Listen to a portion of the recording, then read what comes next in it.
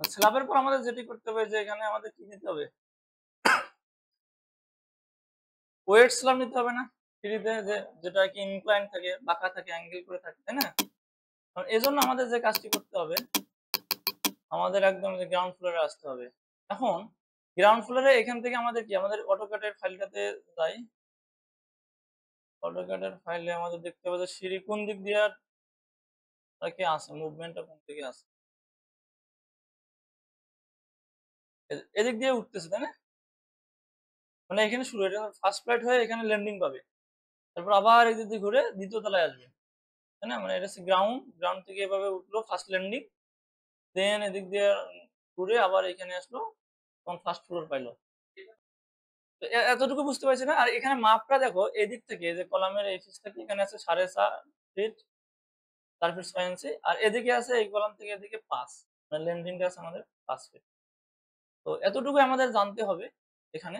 বাকি আমরা এখন এখানে চলে যাই। এই যে আমি এখানে অবজেক্ট গুলো নিয়ে আসছিলাম, তো এজন্য দেখাচ্ছে। এখান থেকে আমাদের শুরুতে কত আছে? 4.5 আছে। সেক্ষেত্রে আমরা কি করব? এখান থেকে 4.5 পয়েন্ট নেব না? এটা তো নিতে পারো, এটা তো জানো, তাই না? এটা তো আগে থেকে জানা আছে। যেমন কি যে ড্র তে যাবো, ড্র থেকে গিয়ে যে ড্র জয়েন্ট অবজেক্টে ক্লিক করব। দেন এখানে মাপ দেব। এখন মাপ দেওয়ার সময় আমি যেহেতু এই কলামে ক্লিক করব, এই কলাম থেকে এদিকে কত দূরে? মাইনাস না প্লাস? মাইনাস। তাহলে এখানে জাস্ট মাইনাস মাপ দেব। তাহলে 6.5 ফিট কত ইঞ্চি হচ্ছে? 4.5, 4.5, 54, 54, -54 দিয়ে এন্টার দেব। দিয়ে এখানে ক্লিক করলে এখানে পয়েন্ট আসবে। ঠিক আছে? যেটা আমার যেখানে আগে থেকে আছে। সেজন্য আমি দিতেছি না। তো এইখানেও ক্লিক করব। তাহলে এটা পুরাটা এদিকে স্ল্যাবটাও কি করতে হবে? সিলেক্ট করতে হবে। এই যে এদিকে স্ল্যাবটাও সিলেক্ট হয়ে গেছে। ঠিক আছে? এখন এই যে এতটুকুই লাগবে। এই কটা সিলেক্ট করার পর আমরা কি করব? আমরা যাব এডিটে। এডিটে গিয়ে হ্যাঁ? এই নিচে যা, এই উপরেরটাও তো তা। এজন্য আমি মানে একটা করে আইটেম নিলাম আরকি। এটা একটা, যে এটা নিলে তো আবার এটা নেওয়া যাইত না। একটু পরে বুঝবো আরকি যে কেন এটা নেওয়া যাবে না। যেমন এই যে এডিট স্টোরে এখানে ক্লিক করছিলাম না আগে এডিট করার জন্য। কিন্তু এখানে ওই একই জায়গায় এসে আমাদের রেপ্লিকেট করব আমরা, যে রেপ্লিকেট। অথবা যে কন্ট্রোল আর দিলেও হবে। তো এখানে ক্লিক করব। ক্লিক করার পর দেখো এখানে আসতেছে যে স্টোরি আছে। ঠিক আছে? স্টোরিতে চলে আসবো। দেন আমি এই যে গ্রাউন্ড ফ্লোর থেকে ফার্স্ট ফ্লোর পর্যন্ত ড্র করে ফেলছি না? সেকেন্ড ফ্লোর থেকে একদম এই যে রুফ পর্যন্ত দিয়ে দেব। ঠিক আছে? দেওয়ার পরে যে এপ্লাই করব।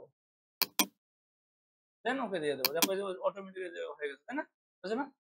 এখন আমি যদি এটা নিতাম আবার এটা নিতাম, তাহলে এখানে এটা আবার এখানে আসতো, আবার এখানে আসতো, আবার এখানে আসতো, এখানে আসতো। এরকম কি ডাবল হয়ে যাইত না? এজন্য ওটা নেওয়া যাবে। তো আমাদের দেখো একদম সিঁড়ি অঙ্কন হয়ে গেছে। ঠিক আছে? এটা একটা ডিফিকাল্ট কাজ যদিও। অনেকে এটা করে না। ঠিক আছে? অনেকে এটা করে না। দেখো ঘোরায় মোড়ায় একদম ক্লিক করলাম। হোক সমস্যা নাই। উল্টিয়ে দেখবা। ঠিক আছে? উল্টিয়ে আমাদের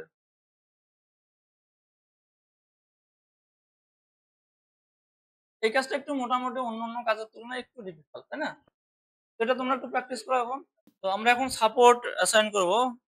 তো সাপোর্ট অ্যাসাইন করার জন্য আমাদের যেখানে সাপোর্ট আছে সেগুলো আরকি আমরা মানে একদম আমরা বেজে চলে আসবো।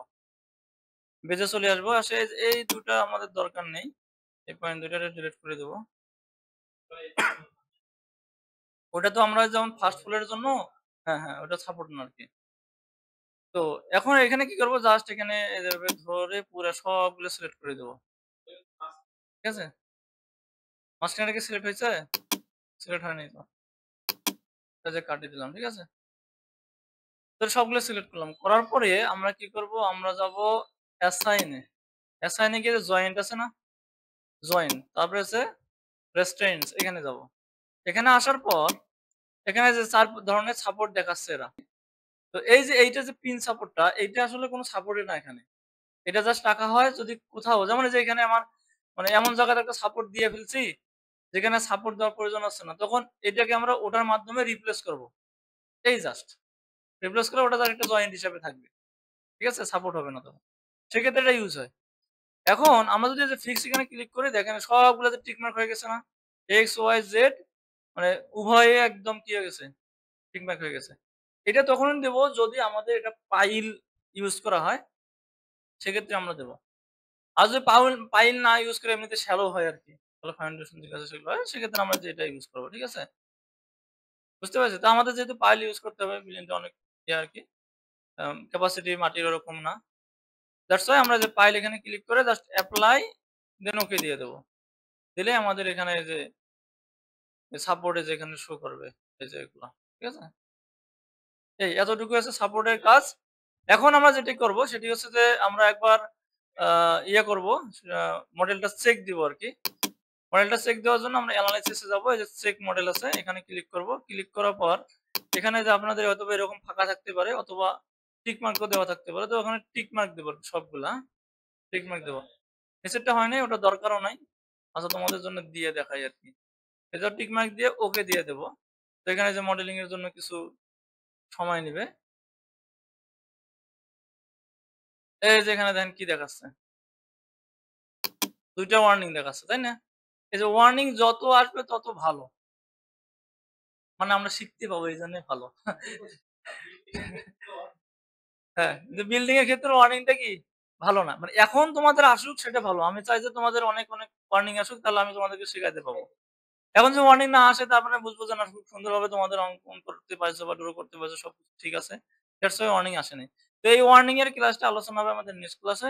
এবং এটা হচ্ছে আরেকটা ইম্পোর্টেন্ট ক্লাস। আজকে যেমন এই যে সিঁড়ি বিষয়টা অনেক ইম্পোর্টেন্ট একটা টার্ম গেল। হ্যাঁ, অনেক ঝামেলাকর।